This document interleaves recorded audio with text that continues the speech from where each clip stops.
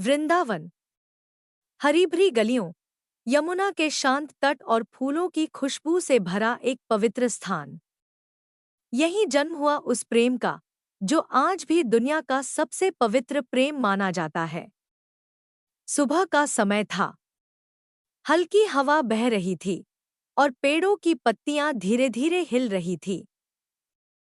तभी अचानक एक मधुर बांसुरी की धुन गूंज उठी। वह धुन थी कृष्ण की। जैसे ही बांसुरी बजी, वृंदावन का हर जीव शांत हो गया। गायें चरना भूल गईं, पक्षी गाना बंद कर बैठे, और उस धुन को सुनते ही एक हृदय सबसे ज्यादा बेचैन हो उठा। वह था राधा का। राधा अपने काम में लगी थी, लेकिन जैसे ही उन्होंने बांसुरी सुनी, उनका मन कहीं और ही खो गया। वह सब कुछ छोड़कर उसी दिशा में चल पड़ी जहां से वह धुन आ रही थी। यमुना किनारे एक कदम के पेड़ के नीचे खड़े थे कृष्ण। नीली आभा, मुरली हाथ में, और चेहरे पर एक शरारती मुस्कान। राधा धीरे धीरे उनके पास पहुंची। कृष्ण ने बांसुरी बजाना बंद किया और मुस्कुराकर कहा, आ गई तुम। मुझे पता था तुम जरूर आओगी।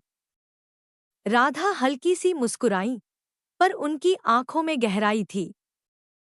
तुम्हारी बांसुरी ही ऐसी है जो मुझे अपनी ओर खींच लाती है, कृष्ण ने जवाब दिया।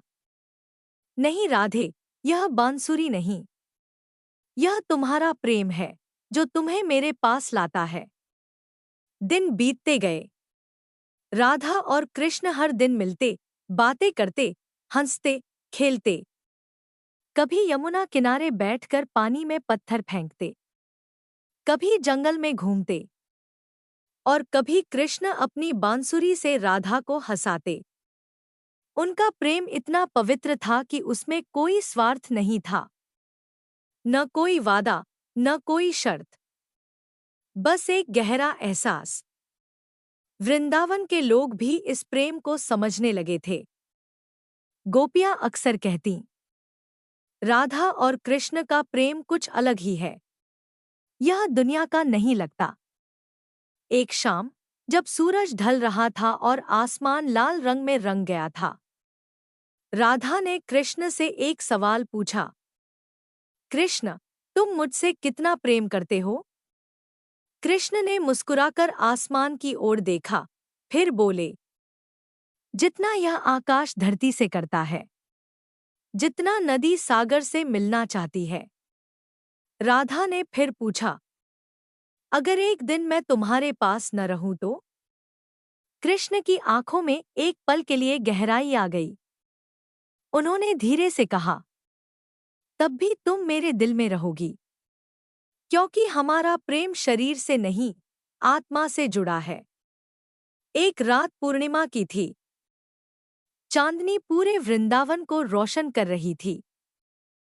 कृष्ण ने अपनी बांसुरी बजाई और सभी गोपियां वहां आ गईं। शुरू हुई रास लीला, प्रेम, भक्ति और आनंद का अद्भुत संगम। कृष्ण हर गोपी के साथ नृत्य कर रहे थे, लेकिन राधा को ऐसा लगा कि कृष्ण सिर्फ उनके साथ हैं।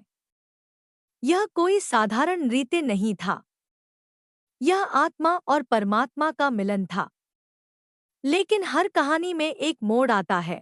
एक दिन खबर आई कि कृष्ण को मथुरा जाना होगा। कंस का वध करना उनका कर्तव्य था।